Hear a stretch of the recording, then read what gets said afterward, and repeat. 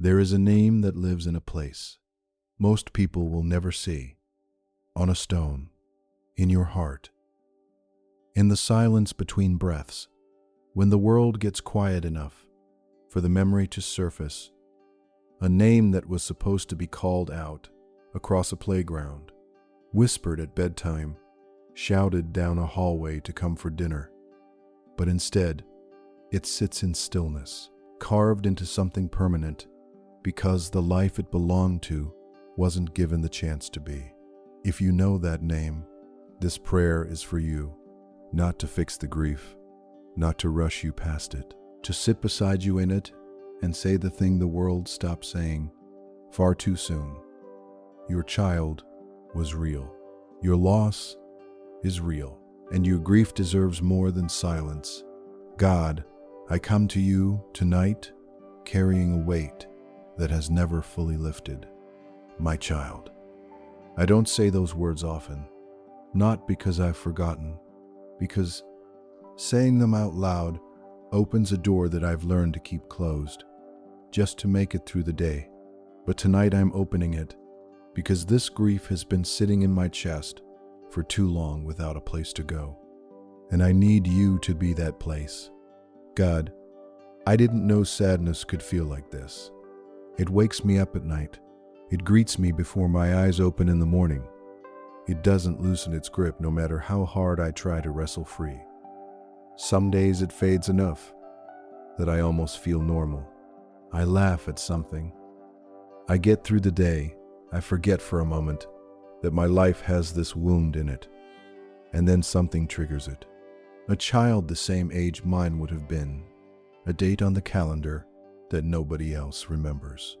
A question from a stranger, how many kids do you have? And the pause before I answer is a canyon no one else can see. And the grief comes back as if it never left. Because it never left. It just learned to be quieter.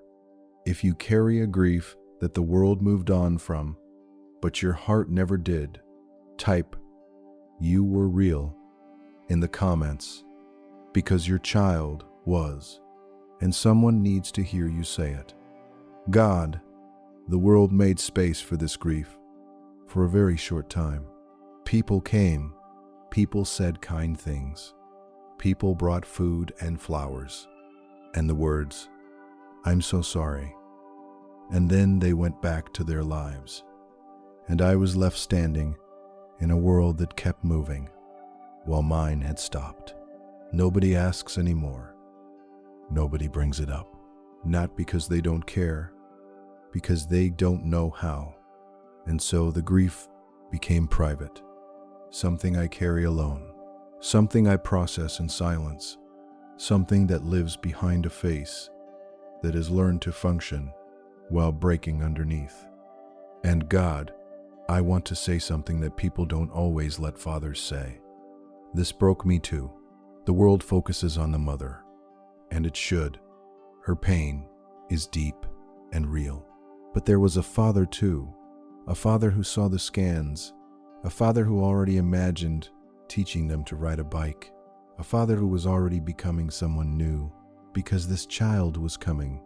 And then they weren't, and the father was expected to be strong, to support, to hold it together, to grieve it all. But I am grieving, God. I have been grieving in car parks and showers, and late nights when everyone else is asleep. In the silence between, I'm fine, and the truth. And I need you to see that grief tonight, not as weakness, as love, because the depth of my grief is the exact measure of how much I wanted this child. If you are a father who has been grieving in silence because the world forgot to ask how you are, type "Fathers grieve too" in the comments. You are seen. You are not alone in this. God, I have questions. I don't know how to ask. Why did you let us get so far? We heard the heartbeat. We saw the scans. We told people the news. We chose a name. We were so close, God, so close to holding them. And then the world turned upside down in a way that no prayer, no faith no amount of believing could have prevented. And I don't understand. I've tried to understand. I've looked for reasons. I've listened to sermons about sovereignty and read verses about all things working together. And I believe those things most days, but belief doesn't stop the ache. And I need you to be okay with a faith that believes and aches at the same time, because that's where I am, trusting you and missing them. In the same breath, God, where is my child now? I need to ask, not as theology, as a father. Are they safe? Do they know me? Do they know I wanted them? Do they know the life I had planned for them was full of love and laughter and bedtime stories and Saturday mornings? David said in 2 Samuel 12:23, I will go to him. He didn't say it was over. He said there was a going, a reunion, a day when the separation ends. I hold that promise tonight, God, not because it removes the pain, because it puts a horizon line in a grief that otherwise feels endless.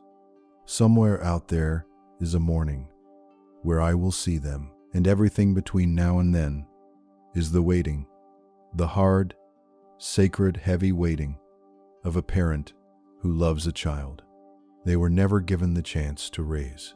God, I know that one day will come, a morning where the first thing I feel isn't this weight, a day where I can say their name and the smile arrives before the tears, a season where the grief doesn't vanish, but becomes something I can carry without it crushing me. It won't be tomorrow, maybe not even in years. I can only, little by little, learn to let go, not let go of them. Never. Let go of the pain, the guilt that asks, could I have done something? The anger that has nowhere to land, the version of the future that will never happen. Little by little, breath by breath, prayer by prayer, until one day the sun feels warm again, and I didn't even notice when it happened. But you did, because you were carrying me the whole time. If you are in the space between the loss and the healing, the place where it still hurts every day, but you're still getting up every morning, type, I'm not there yet, in the comments. You don't have to be. And God is not keeping score.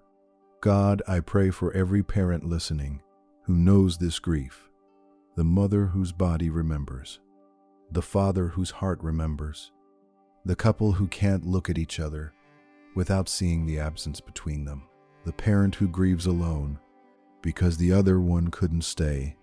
Hold all of them tonight, and hold their children, the ones who are with you now, the ones whose lives were brief, but whose impact is eternal. They existed, they mattered, they were loved with a ferocity that death could not diminish. And one day, one sacred, long-awaited day, the waiting will end, and every parent who walks through this darkness will step into a light where their child is waiting. And the first thing they'll do is what they never got to do here. Hold them. God, I entrust my child to you tonight. Hold them for me. Tell them about me. Let them know that not a day passes where they are not thought of, not missed, not loved.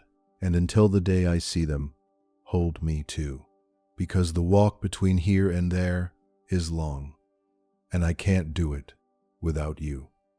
In Jesus' name, amen. If this prayer honored a child, the world may have forgotten, but you never will.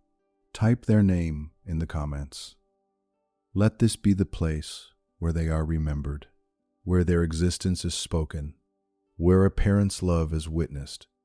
Share this video with someone who has been grieving in silence. Not everyone will understand, but the ones who do will feel less alone because you sent it. If you want prayers that make room for the grief no one talks about, like this video and subscribe to Beyond Light. Every life matters, especially the ones that were brief. May God comfort your arms tonight. May He hold the child you're missing. And may the morning come gently, slowly, in its own time, when the pain makes room for peace. You're not there yet, and that's okay. God is patient, and so is love.